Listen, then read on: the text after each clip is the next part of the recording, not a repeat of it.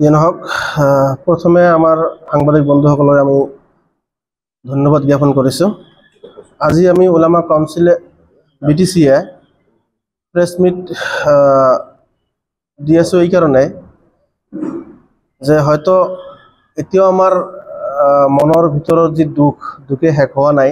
আমাৰ অসমৰ সম্পদ, অসম সম্পদ, অতি মৰমৰ আমাৰ শ্ৰদ্ধাৰ জুবিন দা যি আমাৰ পৰা বিদায় ল'লে, সেইটোৱে আমি এতিয়া দুখ যোৱাই নাই।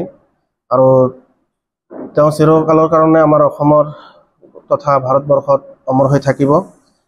আমাৰ অসম চৰকাৰক ধন্যবাদ জনাব বিচাৰিছোঁ, তেওঁ যে হয়তো অতি ক্ষিপ্ৰতাৰে এই তদন্তখন আগবাঢ়ি লৈ গৈ আছে। আমি আহ্বান কৰিছোঁ ইয়াতকৈ আৰু সোনকালে যিমান পাৰে তেওঁৰ ন্যায়ৰ তদন্ত আগবাঢ়ি লৈ যাওক।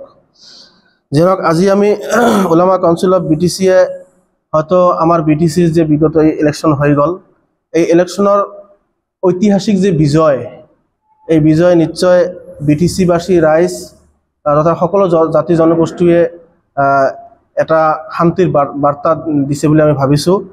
আৰু নৱনিৰ্বাচিত যিহেতুকে BPFৰ লিডাৰ শ্ৰীযুত হাগ্ৰামা ডাঙৰীয়া ছাৰ আৰু ডেপুটি চিফ হিচাপে ৰিহান দৈমাৰী ডাঙৰীয়া আৰু হুইপ চিফ হিচাপে দেৰাচাঁদ বসুমতাৰী ডাঙৰীয়া আৰু ছেক্ৰেটাৰী হিচাপে মহেশ্বৰ বসুমতাৰী ডাঙৰীয়া আৰু লগতে সকলো নৱনিৰ্বাচিত MCL সকললৈ আমাৰ ওলামা কাউন্সিল BTCৰ পৰিয়ালৰ ফালৰ পৰা আমি অভিনন্দন আৰু শুভেচ্ছা জনাইছোঁ।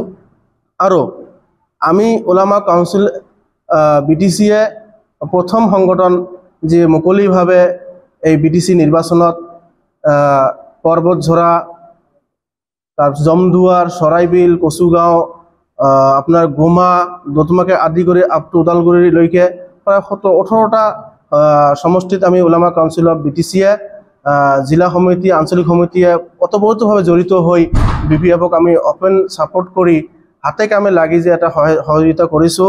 আৰু আমি ৰাইজক দিয়া এই আহ্বান সঁহাৰি জনোৱাৰ কাৰণে আমি সকলো শ্ৰেণী, সকলো জাতি ধৰ্ম বৰ্ণ নিৰ্বিশেষে সকলোকে আমি আমাৰ ওলামা কাউন্সিল BTC পৰিয়ালৰ ফালৰ পৰা আন্তৰিক ধন্যবাদ জ্ঞাপন কৰিছোঁ।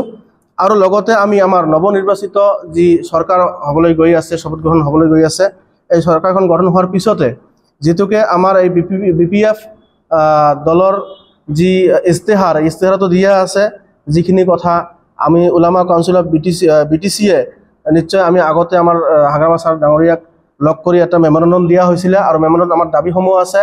আৰু চিফ ছাৰেও হয়তো যিবিলাক মাটি বাৰী বা হয়তো মাটিৰ পট্টাৰ কথা উল্লেখ কৰিছে, তেওঁলোকে কৰিব বুলি, উচ্ছেদ নহ'ব বুলি কৈছে।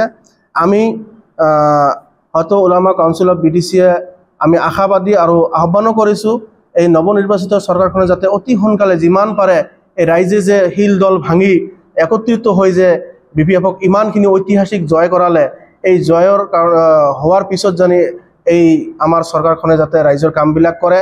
আৰু খাস কৰি আমাৰ ধৰ্মীয় সংখ্যালঘু ৰাইজৰ যি ভিতৰৰ যে আৱেগ, এই আৱেগক লৈ যাতে কোনো হেতালি নকৰে, যাতে নিশ্চয় কাম কৰিব বুলি আমি আশা কৰিছোঁ আৰু দাবী উত্থাপন কৰিছোঁ। আৰু লগতে আমি ওলামা কাউন্সিল অফ BTCয়ে পূৰ্ণভাৱে অপেনভাৱে BPF দলৰ লগত আছোঁ আৰু অনাগত দিনত নিশ্চয় থাকিম। আমি আহ্বান কৰিছোঁ যাতে সকলো ৰাইজৰ হৈ, সকলো জাতি জনগোষ্ঠীৰ হৈ BTCৰ উন্নতিৰ হকে যাতে এই চৰকাৰখন আগলৈকে যায় বুলি আমি আশা কৰিছোঁ। আমাৰ ওলামা কাউন্সিল অফ BTC আজি যি প্ৰেছ মিট দি আছোঁ, ইয়াৰ ইতিমধ্যে আমাৰ সভাপতি সাহেবে কৈছে, ময়ো প্ৰথমেই আমাৰ যি BPF চৰকাৰ গঠন কৰিব গৈ আছে, আমি ওলামা কাউন্সিল অফ BTCয়ে সকলোকে এই চৰকাৰখনক হ'বলগীয়া চৰকাৰখনক লগতে যিসকল প্ৰাৰ্থীয়ে জিকিছে সকলোকে আমি আন্তৰিক শুভেচ্ছা জ্ঞাপন কৰিছোঁ। ইয়াৰ লগতে মই এটা কথা ইয়াতে স্পষ্ট কৰি দিব গৈ আছোঁ যে আমাৰ ওলামা কাউন্সিল অফ BTCৰ লগত আৰু এটা সংগঠন আছে, জামাত ওলামা কাউন্সিল অফ BTR। তেওঁলোকে UPPLৰ লগত ভাতৃ সংগঠনৰ নিচিনা কাম কৰিছিল আৰু মানুহৰ মাজত, ৰাইজৰ আগত যি ভুৱা অপপ্ৰচাৰ চলাইছিল তেওঁলোকে।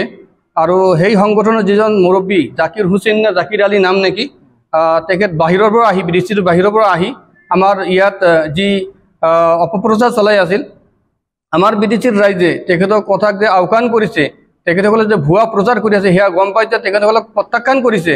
গতিকে আমি আমাৰ বিটিচি বাসী ৰাইজক আমি ধন্যবাদ জ্ঞাপন কৰিছোঁ। আৰু আমি উলামা কাউন্সিল অফ বিটিচিয়ে যি মানুহৰ আগত আমাৰ BPF দলৰ হকে ভোট দিবলৈ যি আমি আহ্বান কৰিছিলোঁ, আমাৰ কথাক গুৰুত্ব দিয়াৰ কাৰণে আমি বিটিচি বাসী বিশেষকৈ সংখ্যালঘু ৰাইজক আমি ধন্যবাদ জ্ঞাপন কৰিছোঁ। ইয়াৰ লগতে আমি উলামা কাউন্সিল অফ বিটিচিয়ে বিশেষকৈ শ্ৰীৰামপুৰ সমষ্টিৰ ক্ষেত্ৰত এটা কথা ক'ব বিচাৰি আছোঁ। এই সমষ্টিত মুখলিছুৰ ৰহমান অধিবক্তা মুখলিছুৰ ৰহমান ডাঙৰীয়া তেখেত আপ্ৰাণ চেষ্টা কৰিছিল জিকাৰ কাৰণে, কিন্তু কিবা কাৰণবশতঃ তেখেতে হাৰিছে।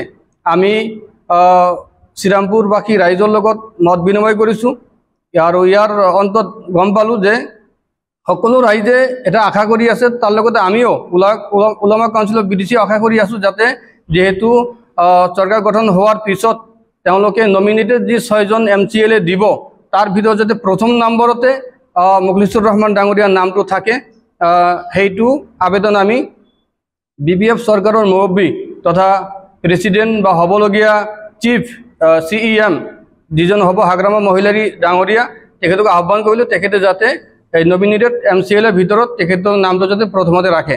ইয়াৰ পিছত আমাৰ যি 4খন সমষ্টিৰ পৰা আমাৰ সংখ্যালঘু প্ৰাৰ্থী জিকিছে, গুমা সমষ্টিৰ পৰা ইমতাজ আলী ডাঙৰীয়া, আমাৰ ফগিৰাগাম সমষ্টিৰ পৰা এজামুল হক ডাঙৰীয়া, চুৰিবাৰী সমষ্টিৰ পৰা খলিলুৰ ৰহমান ডাঙৰীয়া আৰু মথনগুৰি সমষ্টিৰ পৰা বেগম আখতাৰ আহমেদ ডাঙৰীয়ানী, এই 4জন কেণ্ডিডেটৰ ভিতৰত 4জন MCLAৰ ভিতৰত যিকোনো 3জনক যাতে EM দিয়ে গুৰুত্বপূৰ্ণ বিভাগ যে আছে, এই গুৰুত্বপূৰ্ণ বিভাগৰ পৰা 3জন ব্যক্তিক 3জন পাৰিষদক যাতে কাৰ্যবাহী সদস্য হিচাপে ঘোষণা কৰে বা দায়িত্ব দিয়ে, সেইটো আমি BPF চৰকাৰক আহ্বান জনালোঁ।